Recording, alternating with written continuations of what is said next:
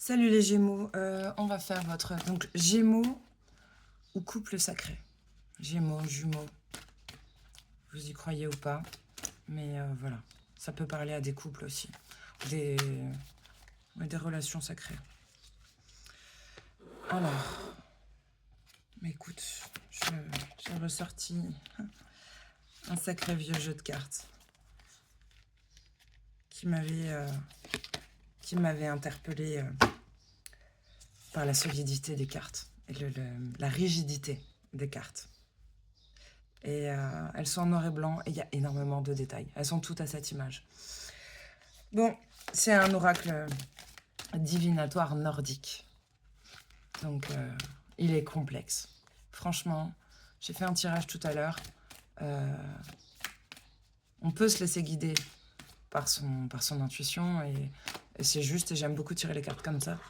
Mais franchement, avec le bouquin, je crois qu'il me faudrait autant de temps que j'ai mis pour étudier le tarot, pour étudier cet oracle. Et je crois que je vais m'y mettre sérieusement, parce que c'était hyper intéressant. Ça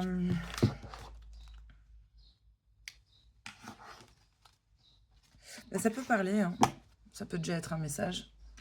Ça peut parler de choses ou de personnes ou de relations qui sont solides, rigides.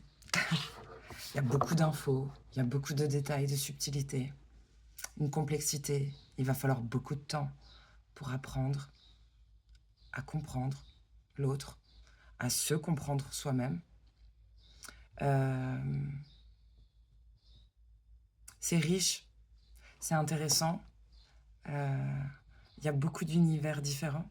Il y a peut-être une complexité là-dessus, sur plusieurs facettes. Je te raconte pas, il y a au moins 6 mondes différents, les dieux, les hommes, les elfes, les nains. Et ce qui me rappelle beaucoup le tarot.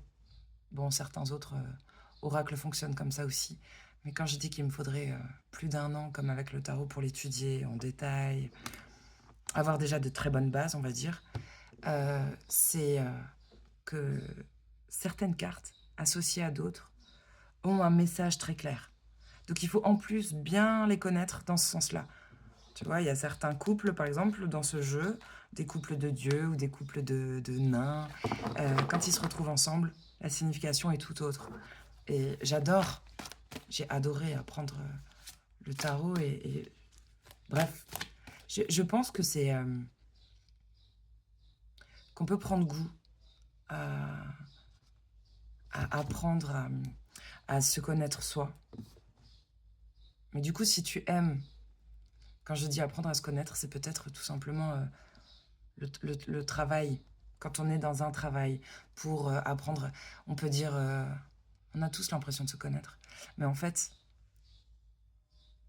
je ne sais pas si tout le monde fonctionne de la même façon, mais il y a des situations et des personnes qui te renvoient des choses où tu découvres toute la vie à tout âge. En plus, on évolue, donc rien n'est acquis, rien n'est immuable. On découvre qu'il y a des choses où il faut encore bosser, il y a des parts d'ombre que tu ignorais, même qui... Bref, il y a un truc comme ça. C'est mystérieux, c'est enrichissant, c'est dur. C'est dur. Là, il y a quelque chose, les Gémeaux ou les couples... tu vois, la carte de la réconciliation, là, qui sort.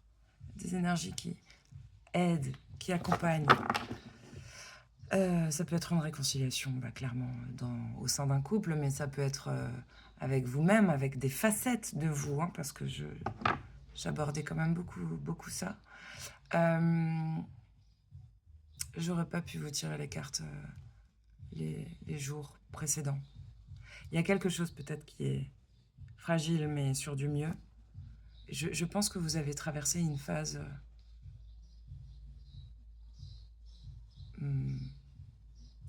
je sais pas. J'ai peur d'utiliser des mots trop faibles ou des mots trop forts. Une phase compliquée. Voilà, vous mettrez le degré de gravité en fonction de votre situation. Je pense que vous sortez d'une situation où vous vous êtes dit...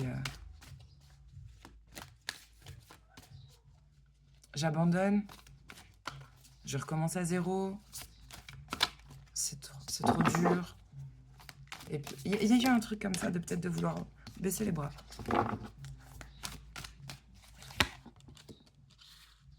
Avec l'esprit de la foudre, il y a peut-être eu un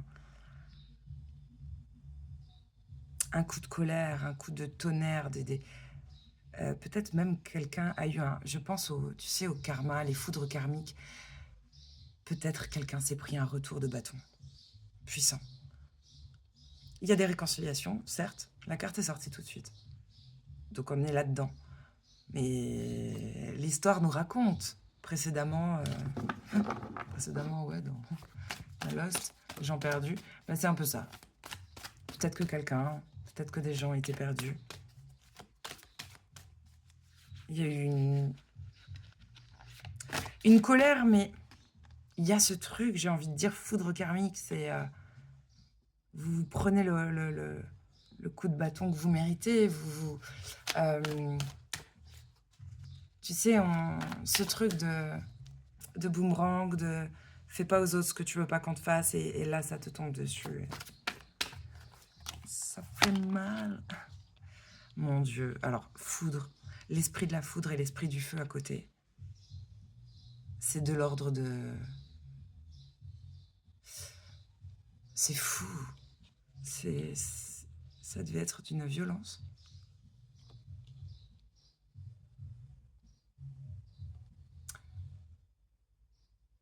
Oui, mais tu vois, là, j'en perds les mots. Comment l'expliquer, justement? Merde, pardon. Il y a un truc, peut-être, qui... les bras t'en tombent. J'ai envie de dire cataclysmique. Une tempête. Comment on dit ces trucs-là, climatiques, qui peuvent ruiner une population entière, qui peuvent...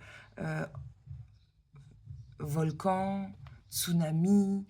Il y a un truc comme ça. Mais je parle d'émotion, d'émotionnel. Le feu et la foudre, c'est d'une violence. C'est une explosion.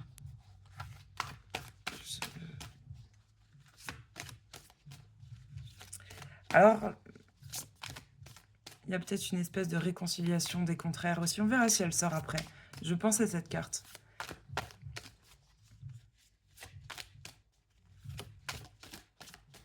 Ça fait vraiment penser la foudre qui tombe et après tout prend feu. Tout disparaît d'un... Enfin, je pense qu'il y a eu une perte de contrôle. On n'a pas eu le contrôle de ses émotions, d'une situation. Mais j'adore, tiens, on me remet toujours l'œil là-dessus. Mais on voit qu'il y a une réconciliation. Quelqu'un va compter fleurette, quelqu'un va... Ouais, il y a quand même ce truc-là, tu sais, on dirait qu'il fait de la flûte un peu. Bon, écoute, ça fait un peu sérénade, mais c'est pas le message de la carte. Ça, c'est juste l'image qui donne l'impression. Le message, c'est la réconciliation. C'est fou le pouvoir des cartes. Je pensais même pas que je pourrais sourire. Ouais. Les cartes ont une magie quand même. Qu'on y croit ou pas. Il y a eu du conflit, bah oui. Quelque chose d'injuste. Là, il y a une carte qui parle de conflit et de sentiment d'injustice ou d'une justice à rétablir. Il y a quand même ce petit mot là de comité. Un comité. Alors, est-ce qu'on a eu besoin, que ce soit de là-haut ou d'ici, hein, est-ce qu'on a besoin d'un jury, d'un groupe pour arbitrer, pour faire l'arbitre? Oui, on dirait qu'il faut presque... Peut-être un médiateur dans d'autres situations, ça dépend. Hein, si on ne parle pas de couple, de relations sentimentales, ça peut être un message pour des Gémeaux, tu vois, qui ont des situations très complexes à gérer. Où là, on a besoin de médiateurs parce que quelque chose est incontrôlable. Il y a un truc de l'ordre de la folie, c'est de la folie et d'une ampleur incroyable et d'ingérable aussi. Tu ne peux pas vraiment maîtriser la foudre. Le feu, un petit peu. Maintenant, on sait le faire, mais la foudre, c'est compliqué. Hein. Tu sais pas où elle va arriver. C'est surtout ça, tu sais pas quel foyer elle va toucher. Quelle tête. Il y a un truc qu'on n'a pas eu la maîtrise. Il y avait un loup dans l'histoire. Je le vois. Le loup, sur cette carte, parce que je me suis un peu penchée dessus, là, tout à l'heure, sur le bouquin. j'allais dire sur le banquet. Le loup, c'est Loki. C'est ce dieu à la pas très bonne réputation. Le dieu aux 1000 visages, rusé. Il a ce côté métamorphe, il va se transformer en quelqu'un pour te leurrer. Il y a un petit côté diable chez les cathos tradis, chez Loki en tout cas. Et ben, il crée ce loup qu'on voit sur cette carte. Donc il y a eu quelque chose d'un peu malfaisant, de fourbe. Ça, c'est positif. Brock, le nain forgeron, vient apporter sur ce message de foudre une certaine maîtrise et une stabilité. Il y a ce côté fort, parce que c'est un nain, et d'avoir la maîtrise, de reprendre les rênes de son chariot, de savoir... Tu sais, j'ai imaginé deux chevaux fous et quelqu'un qui arrive quand même à maîtriser le chariot. Ça peut être quelqu'un qui arrive à se reprendre en main, à se reprendre, se dompter, se maîtriser à temps. Ça peut être quelqu'un qui sait faire ça avec autrui, avec peut-être son compagnon, sa compagne. Quelqu'un arrive à driver quand même un carrosse indomptable.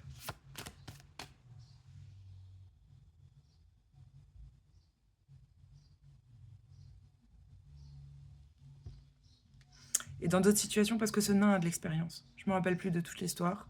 Un jour, il s'est fait couper une main. Mais tu peux aussi, et c'est une forme de sagesse, avoir intégré avec le temps que quand quelqu'un est dans cette énergie de foudre, là, de colère, tu sais pas où ça va tomber, que peut-être on a compris qu'il fallait lâcher les rênes. Tu sais, je pense à... J'ai tout simplement imaginé une diligence, là, avec des chevaux. Et la foudre. Tu sais pas comment ils vont réagir, les chevaux. Ta diligence peut complètement s'effondrer si les chevaux restent attachés et qu'ils ont peur. Ils peuvent faire n'importe quoi. Bref, tu peux faire renverser tout. Toute la diligence avec les gens qui sont à l'intérieur, peut-être la bouffe et tout. Tu peux entraîner tout le monde avec toi. Tu peux avoir l'intelligence de leur enlever les rênes, de leur enlever j'allais dire les morses, je sais pas comment on dit. Bref, de les lâcher, de les laisser partir. Dans la situation, c'est peut-être ça, hein, l'intelligence. De laisser partir en se disant ils reviendront ou pas. Mais au moins, ça n'entraîne pas tout le monde dans la chute. Il y a un truc de cet ordre-là. Mimir, j'aime cette carte. On a de grande sagesse sur ces grands esprits. Il n'y a pas d'esprit néfaste ou mauvais, mais l'association de ces deux esprits révèle une violence. Ah, il y a une super chanson que j'entends là dans une voiture. Playa. Je te dis pas, c'est ambiance, la musique est forte.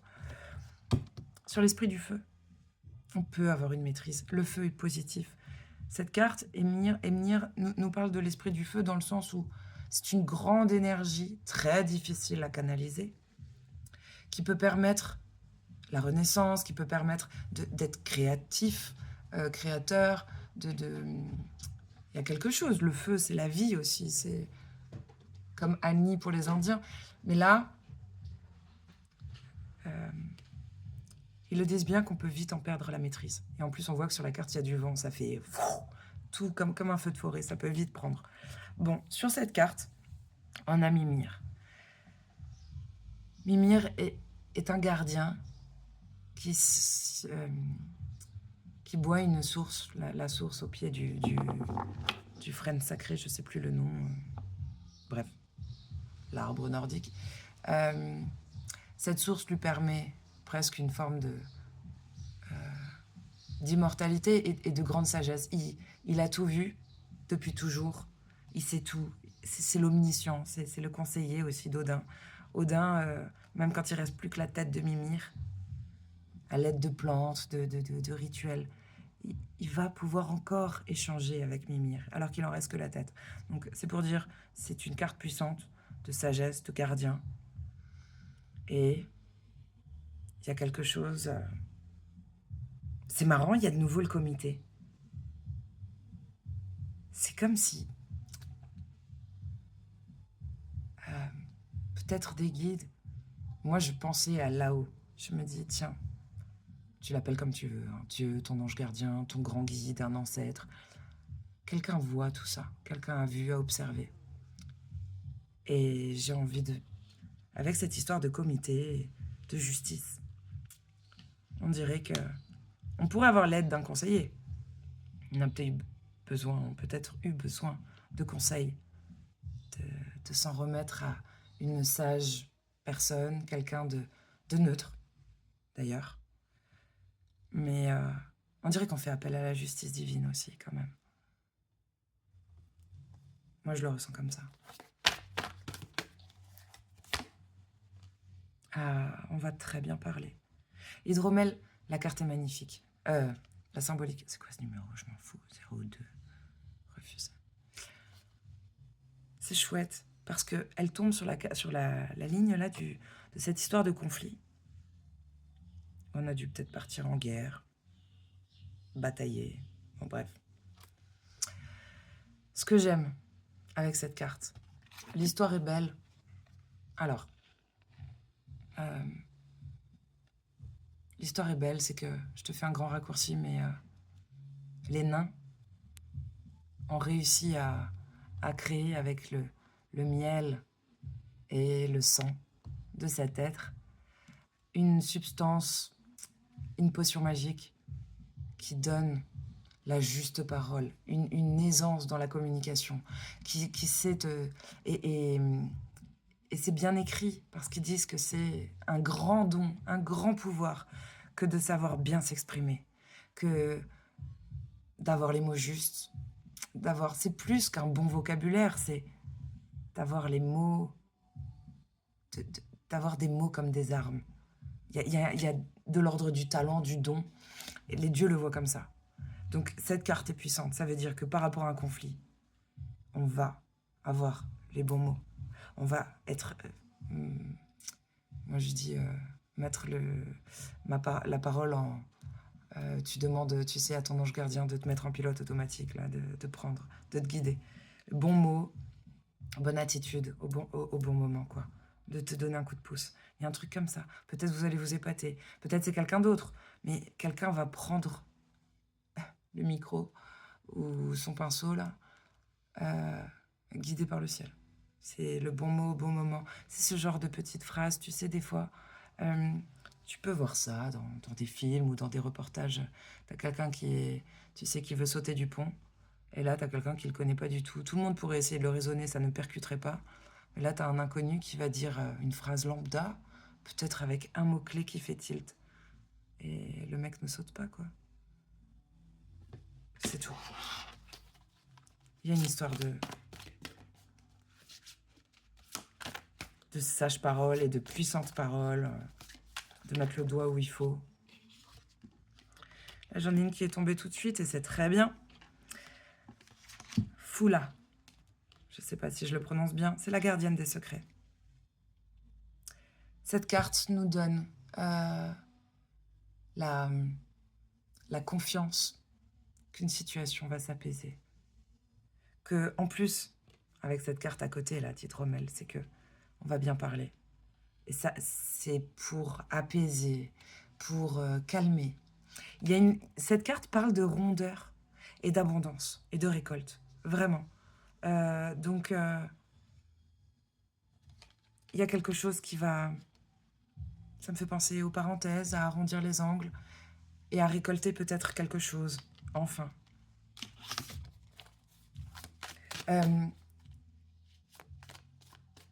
Comment dire, récolter dans le sens... ça va payer, quoi. Tout ça.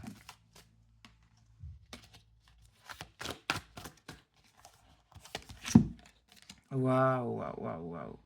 Et bien là, on n'a pas n'importe qui. En plus, ça tombe sur Mimir, le conseiller. C'est la gardienne de Galabru. C'est quelqu'un qui observe ce passage. C'est une image, hein. Là, il y a un truc...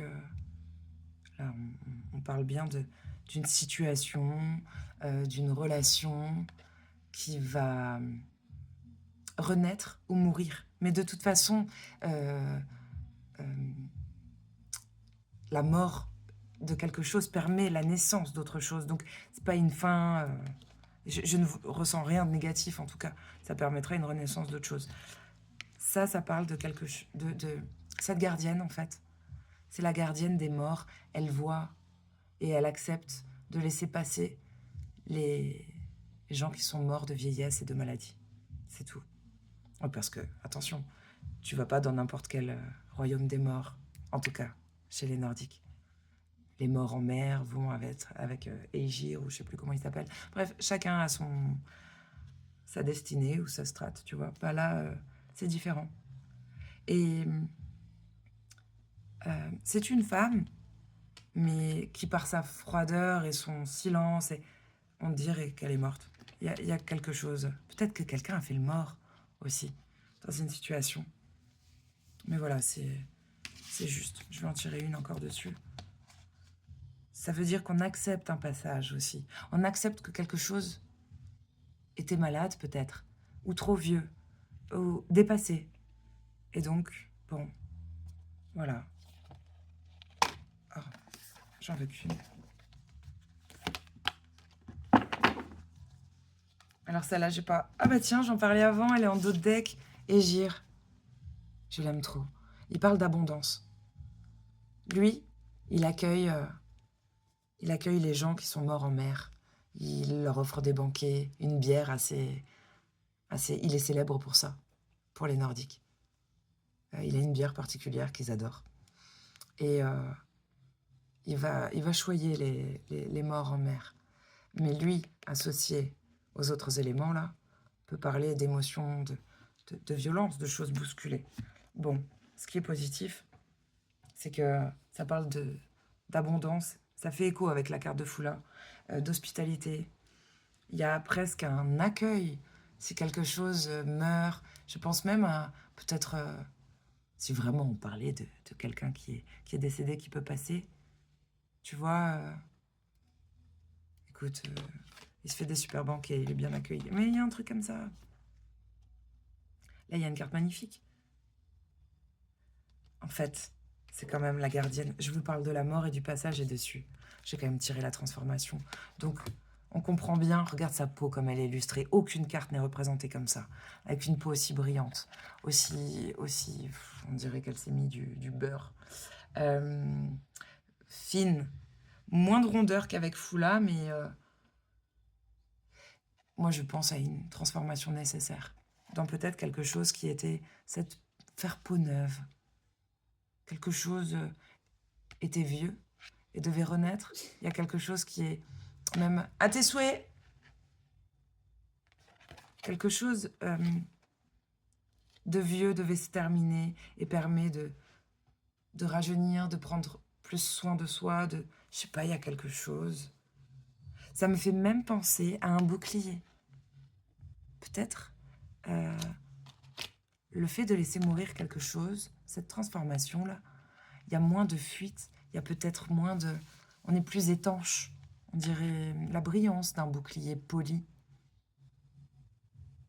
Je dis pas qu'on est hermétique, mais en tout cas, je pense au bouclier face aux attaques. Ce n'est peut-être plus... Oui, il y a eu un travail. Ah, j'ai coupé le tas, là, avant de rassembler toutes les cartes. Et ça, c'est une géante dans le monde.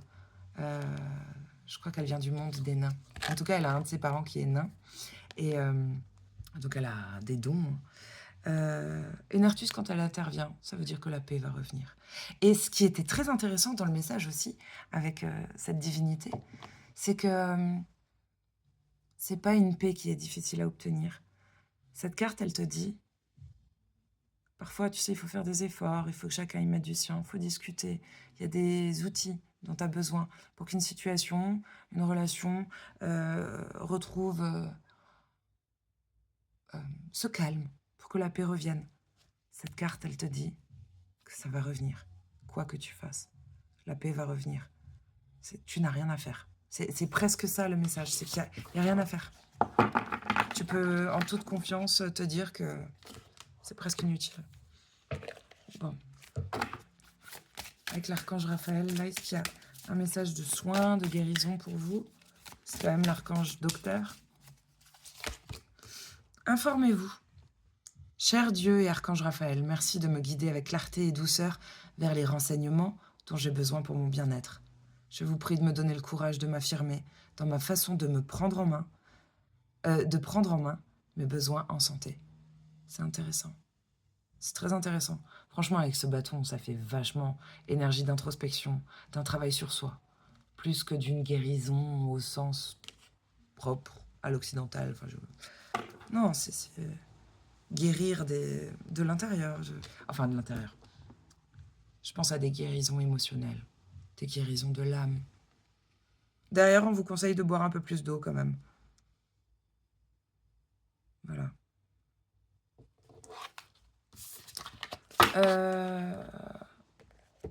J'ai presque envie de m'arrêter là pour les Gémeaux, c'est fou. Je crois que tout est dit. Ou alors ça m'a pris beaucoup d'énergie. On va se terminer avec une histoire, là, le Normand, et puis c'est tout. Bah, c'était peut-être le seul message que vous avez à recevoir. Direct le serpent. Alors, bon, écoute. Rivalité, ennemi, bâton dans les roues, bref.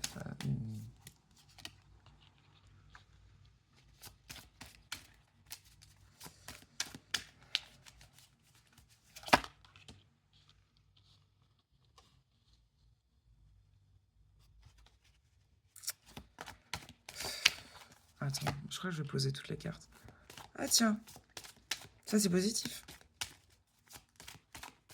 Il y a de la guérison, ou de l'espoir, ou des rêves, par rapport à des ennemis, à des bâtons dans les roues, ou de la rivalité. Il y a peut-être une guérison par rapport à un sentiment de rivalité. Ou peut-être...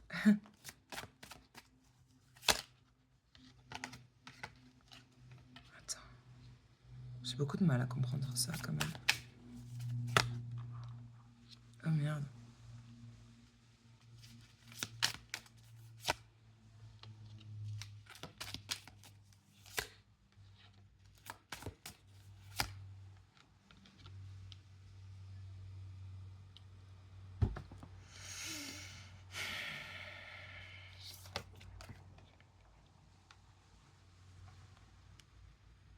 Il faut que je couvre. Dur d'interpréter juste... Là, il y a deux cartes. J'ai du mal à les interpréter ensemble. Ah, d'accord. Un engagement menacé. Voilà. C'est intéressant d'avoir eu la deuxième carte, parce que la carte toute seule, serpent, on sait que c'est de la merde. Mais un engagement menacé à cause d'invitations. La carte des invitations sur les lys, j'aime pas ça. Des invitations qui puent ou qui sentent trop fort ou toxiques, comme le lys. Ouais, bon, il y a quelque chose, c'était de l'ordre, c'est la fatalité. Moi, je vois cette carte comme ça, comme la fatalité. Et en même temps, on a juste récolté de la violence. On a juste récolté une forme de violence suite à des invitations. Ok. Là, la guérison parle d'un travail de deuil aussi. Attends, ça fait trop. Deuil, ancrage. Non mais c'est fou. Attends, ça parlera clairement pas à tout le monde. Moi je vais te dire un truc. Parce que cette carte de l'étoile, j'ai tout le zodiaque. Et puis j'ai l'univers, j'ai beaucoup de trucs. J'ai envie de chialer, mon Dieu.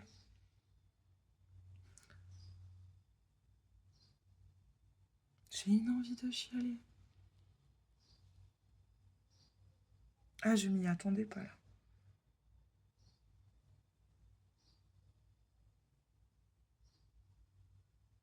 Depuis le temps des pharaons. Tu sais quoi? Il y a un truc.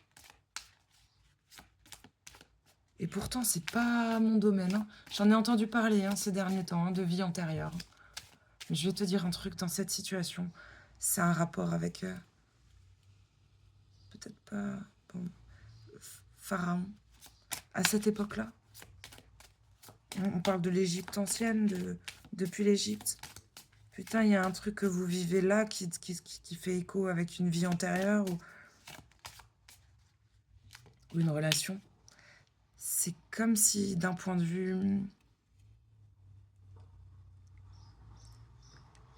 C'est une guérison d'un truc passé. Et cet engagement en danger,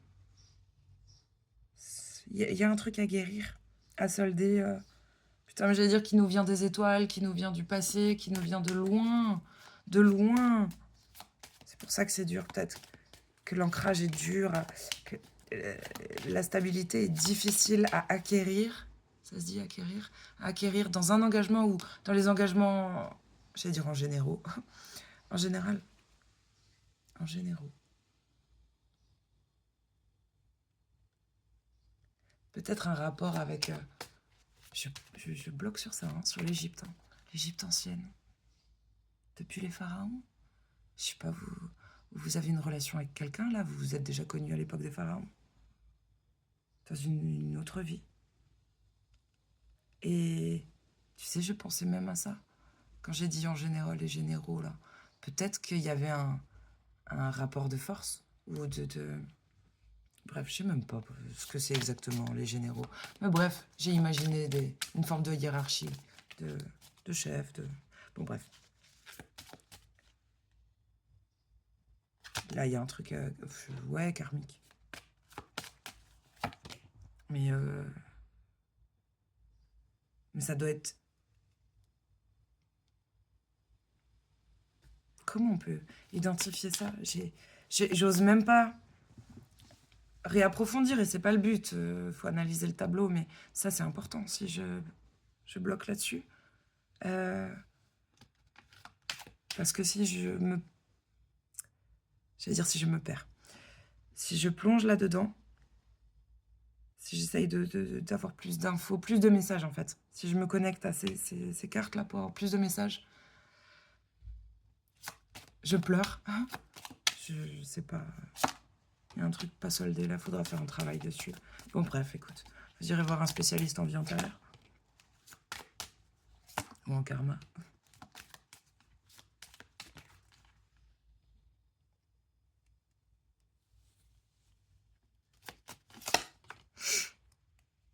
Bah là, j'ai un homme et une femme qui se tournent le dos, lucide sur ce qui est mort, lucide, pas forcément, peut-être sur qu'on porte sa croix. Il y a un truc comme ça. On est très lucide sur ce qui pèse. Je le vois plus comme ça.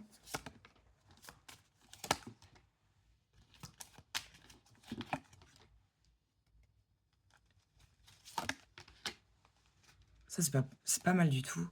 Quelqu'un va prendre sa plume où il y a un message, où il y a un courrier, mais qui va permettre de faire... d'arrêter, de digérer quelque chose. Enfin. Là, il faut prendre sa plume, il y a peut-être un papier à faire ou un message à faire pour que de manière répétitive, une distance cesse. On parle d'une distance en famille, familiale, dans un foyer, avec une distance cigogne. On parle d'un projet ou d'un déménagement, d'une très longue distance peut-être, ou d'un éloignement, parce que là j'ai la carte où on se ronge, avec la boussole. On se ronge peut-être d'un éloignement aussi, d'une distance. En plus, c'est de la méfiance. Donc, il y a un truc qui ronge et il y a de la méfiance. Peut-être on se sent en danger. Hein. On ne se sent plus protégé, là. Putain, il y a le soleil qui revient. Alléluia. Couple sacré stable. Ok, c'est pas mal. Je bouffe un balai. Hein. Compliqué. Et surprenant. Mais c'est le genre de truc, je sais pas si vous... L'histoire ne disait pas si on peut y arriver seul.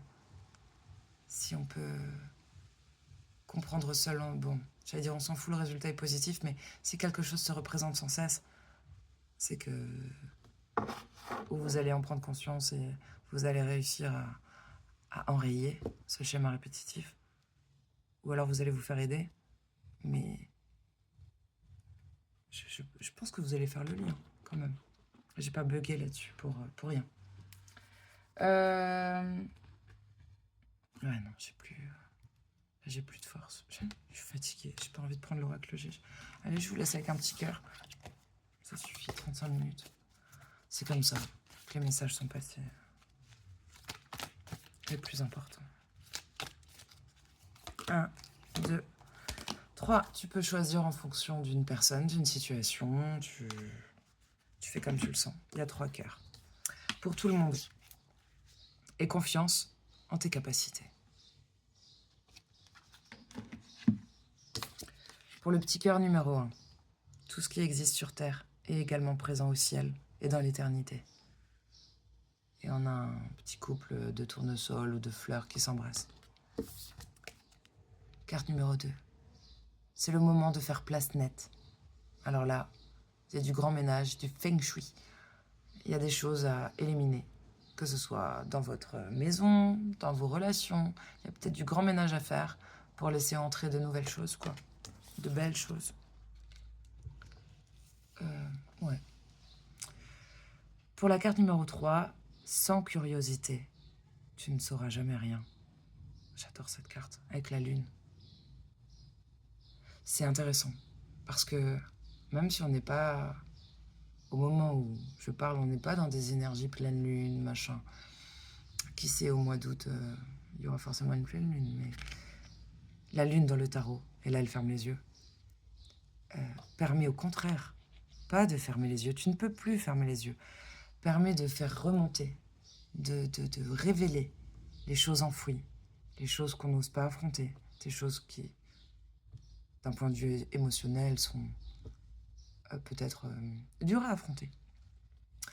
Il y a un truc comme ça un peu de l'ordre de la psychanalyse. Oui, psychanalyse. Là, on ne sait pas si c'est des miroirs ou des cartes, mais... ou des tableaux. Ce qui est intéressant, c'est que on vous dit de ne pas ignorer quand ça fait mal, quand ça se soulève, si tu affrontes. Moi, je le vois comme ça. C'est vrai qu'on le dit aux enfants. On dit toujours de cette manière négative, mais c'est pas vrai en plus. La curiosité est un vilain défaut. C'est tellement faux. Bon, ça dépend pourquoi, mais le fait d'être curieux, effectivement, donne cette richesse d'esprit, cette intelligence particulière.